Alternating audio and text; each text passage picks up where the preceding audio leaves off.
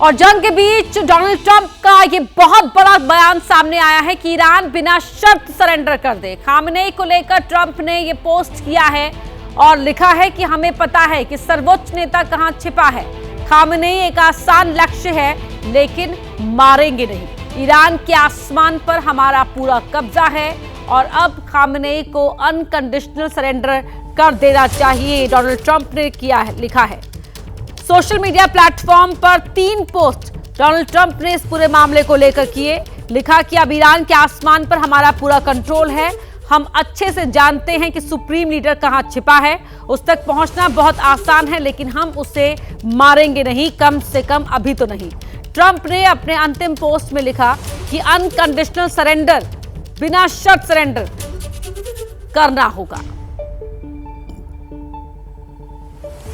तो अब Donald Trump का भी ये महत्वपूर्ण बयान, ये महत्वपूर्ण पोस्ट सामने आया है जिसमें डोनाल्ड ट्रंप ने अयातुल्लाह खामेनेई को कहा है कि वो बिना किसी शर्त के सरेंडर कर दे, हथियार डाल दे इजराइल के सामने, तभी उसके लिए और ईरान के लिए बेहतर होगा। इससे पहले बेंजामिन नेतन्याहू ने भी कहा था ईरानी आवाम से कि ये उनके लिए बेहतरीन मौका है।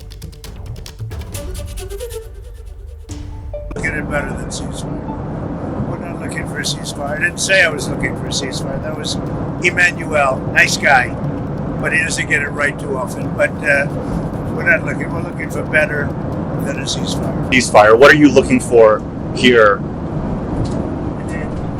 A real end, not a ceasefire. An end. So something that will be permanent. Yeah. Or giving up entirely. That's okay too. Are you close there? Is that possible in the next 24, 48 hours? Certainly possible. A complete give up. That's possible. तो सुना आपने America के राष्ट्रपति Donald Trump को कि हम इस युद्ध का वास्तविक अंत चाहते हैं, सीज फायर नहीं, यानी कि कोई विराम नहीं, अंत चाहते हैं हम। और इसीलिए यहां पर अमेरिका मौके पर अपना रुख साफ करता रहा है और ये इजराइल की ओर से ये वीडियो जारी किया गया है किस तरह से इजराइल के हमलों में ईरान तबाह हो रहा है। 12 मिसाइल ठिकाने तबाह करने का दावा इजराइल की ओर से किया गया है और दावा कितना मजबूत है उनका, उसके लिए ये वीडियो भी इजराइल की ओर से जारी किया गया है। 12 मिसाइल ठिकाने, और इजराइल की ओर से कहा भी गया कि हमने ईरान को बहुत नुकसान पहुंचाया है और जहां जहां दूर दराज के इलाकों में ईरान ने अपने हथियार छिपाए हुए थे, हम उन्हें भी तबाह करने में कामयाब रहे हैं।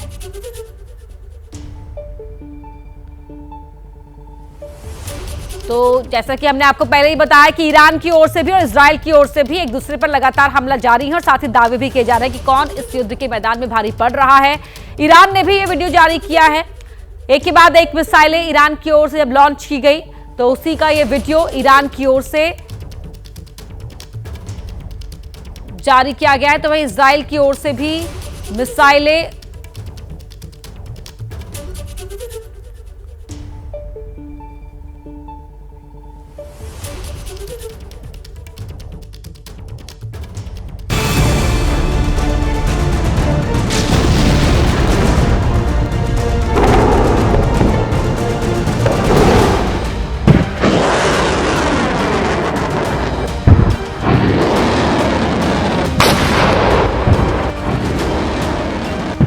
ईरान के खिलाफ युद्ध छेड़ने के पीछे नेतन्याहू के 2 मकसद हैं। पहला, ईरान से किसी भी तरह के परमाणु खतरे का पूरी तरह से खात्मा। दूसरा, ईरान के supreme leader Ayatollah Ali Khamenei का अंत। परमाणु खतरे को तबाह करने वाले लक्ष्य की तरफ इजराइल तेजी से बढ़ रहा है।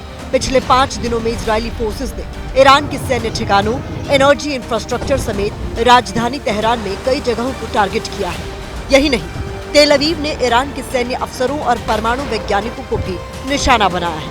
इजरायली पीएम ईरान की तुलना कैंसर से कर रहे हैं। यह ईरान कैंसर की तरह है। आपको पता है कि आपको कैंसर है जो आपको मार सकता है। आप कैंसर को हटाते हैं, आप इलाज भी करवाते हैं, लेकिन वो एक दिन वापस आ सकता है। हम रुकने वाले नहीं, हमारे पास और भी लक्ष्य हैं। ईरान भी इजरायली हमलों का पुरजोर जवाब दे रहा है। ईरानी फोर्सेज ने मोसाद के हेडक्वार्टर पर हमले की कोशिश की है। अब सवाल ये है कि नेतन्याहू खामनेई का खात्मा क्यों चाहते हैं। दरअसल खामनेई शासन के दौरान ईरान ने ऐसे कई प्रॉक्सी संगठनों को समर्थन दिया जो इजराइल के लिए खतरा बनते रहे, जैसे हमास, हूती और Hezbollah. The Iranian people realize, and the world needs to realize, that the root cause of the problem has been the regime and its nature. And the only solution ultimately that will benefit both the Iranian people as well as the free world is for this regime to no longer be there. Now we have an opportunity because this regime is at its weakest point. There's a window in which we can operate and hopefully liberate our country, and the world can finally breathe a sigh of relief that they no longer have to fear nuclear threats, terrorism, radicalization, and so on and so forth.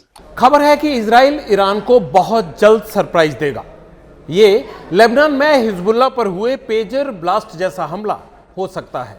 इसके अलावा Israel, America और यूरोपीय देशों की joint forces के 200 aircraft एक साथ Iran पर बम गिराने की विध्वंसक कार्रवाई कर सकते हैं।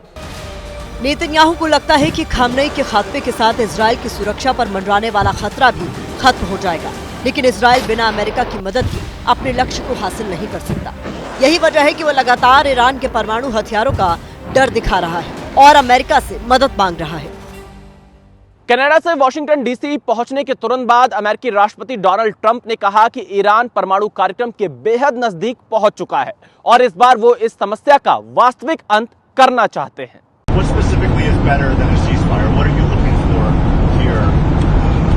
An end, a real end, not a ceasefire, an end.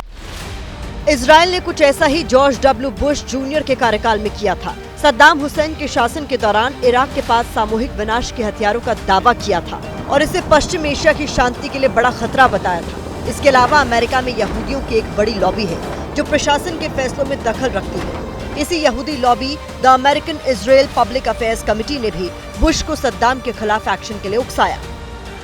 Iran को हमेशा से अमेरिका एक क्रिटिकल अपनी फॉरेन पॉलिसी के लिए एक चैलेंजिंग कंट्री मानता रहा है। वो इस्लामिक रिवॉल्यूशन के बाद से न्यूक्लियर वेपन तक ही मामला सीमित नहीं रहेगा, वो उनकी पॉलिटिकल रेजिम को जो काफी दिनों से वहां पर सत्ता में है उनको वो डिस्टेबलाइज कर देना चाहते हैं। इसका अंजाम ये हुआ कि अमेरिका ने इराक को तबाह कर दिया। सद्दाम हुसैन को फांसी पर लटका दिया गया। आज इराक अस्तित्व के लिए संघर्ष कर रहा है। अमेरिकी सेना का ठिकाना बना हुआ है। अब अमेरिका ईरान के साथ भी कुछ ऐसा ही करना चाहता है। इसीलिए ट्रंप कह रहे हैं कि तेहरान छोड़ना ईरानियों के लिए बेहतर है।